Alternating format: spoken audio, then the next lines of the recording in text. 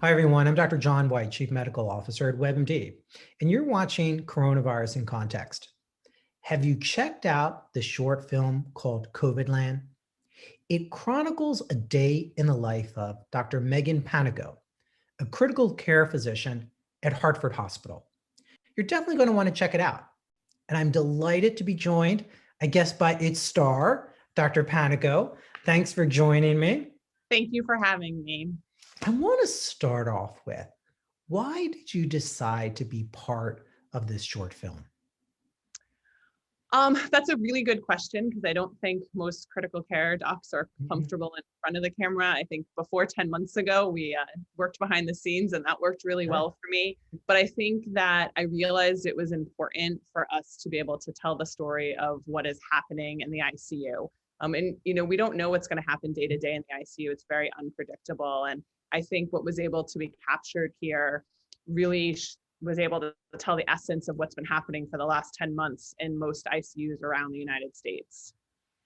And you show the conversations with patients, even when you have to have those difficult conversations about whether or not you need to put in a breathing tube and it may not impact how long they live.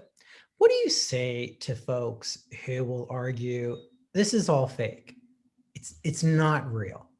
How does that make you feel when you're talking to people every day about life and death? It's really tough to hear that. This is unfortunately more real than any of us would wish ever. It's sad. It's every day we're having conversations with people about life and death over and over again. We went into critical care. This is part of the job, but it is nothing like what I've ever experienced or any of my colleagues have experienced before this last year. And so it's really hard to hear that. And I worry for many people that if they aren't taking it seriously, that they, could lose their own life or lose someone that they love because unfortunately, this isn't going away. And we need to take it seriously. And hopefully the vaccine will change that, but we have a long way to go till we get there. Is it the sheer volume of patients? Is it the issue that patients can be okay 1 minute and then quickly desaturate, their oxygenation go down very, very low? What's different about COVID-19 than other conditions you've dealt with? As you talked about, you deal with life and death issues every day. Yeah. I think it's both of those things and more. I mean, it's the volume. It's, at times every patient in our ICU and in every other ICU in our hospital has been COVID positive. And that's unheard of. You usually have multiple different diagnoses that you're dealing with, but it's just over and over again. Everyone that comes in has COVID or has complications from COVID. So the volume is great. And the frustration with losing so many people that shouldn't lose their lives right now. Many of these people, yes, had comorbid conditions, but they were living wonderful lives functionally in the community, members of society, and they shouldn't be dying right now, or they shouldn't have lifelong problems. Many of them that survived this in the spring are still dealing with struggles from it, and they didn't have those before, and that's the most frustrating thing to see. The other really tough part is we still don't have great treatments. We have more options than we had in the spring, and we've learned from the spring, we don't intubate as many people. People are able to survive longer on high flow oxygen. But that's opening up a whole another can of worms here, is that, we can keep you alive on high flow oxygen, but can we give you your quality of life back? And I'm getting very worried about that. We have a whole population of people now that are stuck on 40, 50, 60% oxygen, who, if they move just in the bed, they desaturate and require 100% oxygen. How are we going to give them their quality of Mhm. life? And that's a huge struggle that we're currently facing. How's it changed the work environment? You talk about there's now an attitude of let's just get it done, that nurses are sitting with patients 12 hours a day. Yeah, it's very different. There's good and bad to it. I have learned so many amazing things about my colleagues and the teamwork that has come out of this between nursing and respiratory therapy and the people cleaning the rooms and everyone in the hospital is something I didn't realize was there before. We always worked together, but this forced us to just step back and say, how can we get the job done? And what everyone has done has just been amazing. At the same time, we're 10 months into this, and I think everyone is tired. It's hard day after day to keep losing people, to do everything that you can for them, to be their family at their bedside because their families can't be with them.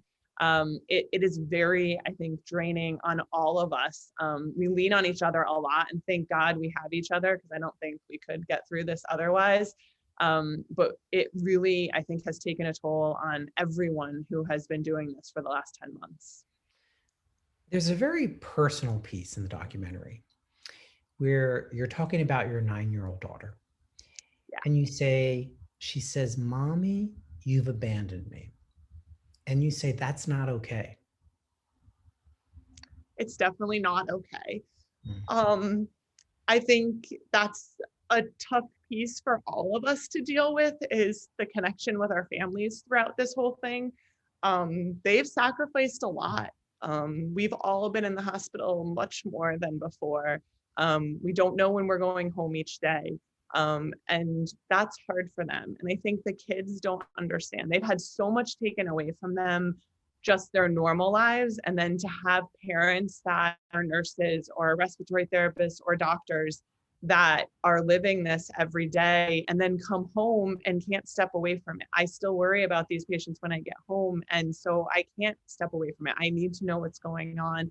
I need to be available. And I think our children see it and are absolutely suffering from it. And I hope in the end, they'll be able to look back and be stronger for it. But I don't know. And I do worry about the lifelong impact that they're going to have from this also. You've talked about that, how it may impact how children view the world as well.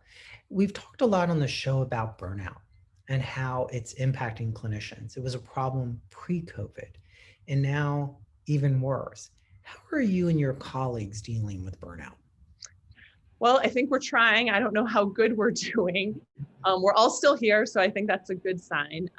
We are an extremely supportive group. I think that, being, there for each other, checking in on each other is an important part of all of our days.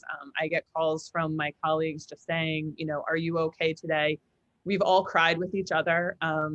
We are very open about that. I think sitting down with each other and, just checking in is the biggest thing. And when someone needs their space and their time, we've given that to people. And I appreciate it personally. And I think my colleagues appreciate it also.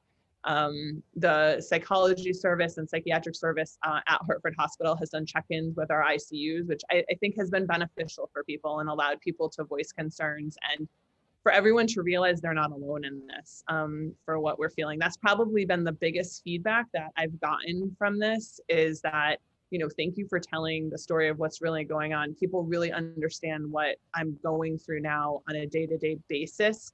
And I'm happy about that. As tough as this story was, and losing Brian was horrible, and telling the story of what, is really happening with our families is tough, but I think everyone is experiencing that.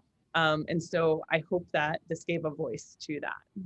What do you say to those viewers who believe it's not that big a deal? It's not much worse than flu. The media is making this all up. What's your message to those viewers? So I think my message would be that this is very real. It's very different than the flu. I hope that we have a cure for this soon, but in the meantime, I think to save lives, to save your loved ones' lives, and to be able to let our families and our loved ones get back to their lives, we all have to do anything we can. If that saves one life right now, that's one life that may be your loved one, and that's important. So I would beg everyone to get the vaccine, to wear masks. And I think in the future, we will all grow from this and we will be better people, but we have to be here to be better people. Dr. Panico, I want to thank you for letting us have a look into your daily work, as well as how COVID is impacting you and your family. Thanks for taking the time to do this. And thank you guys for having me, and thank you for sharing the story. I think it's important that people are able to see what's actually happening in the ICU. And hopefully this will make a difference and will help other people save their own families' lives. So check out COVID Land on Medscape. And if you have any questions about COVID, email them to me, drjohn@webmd.net. Thanks for watching.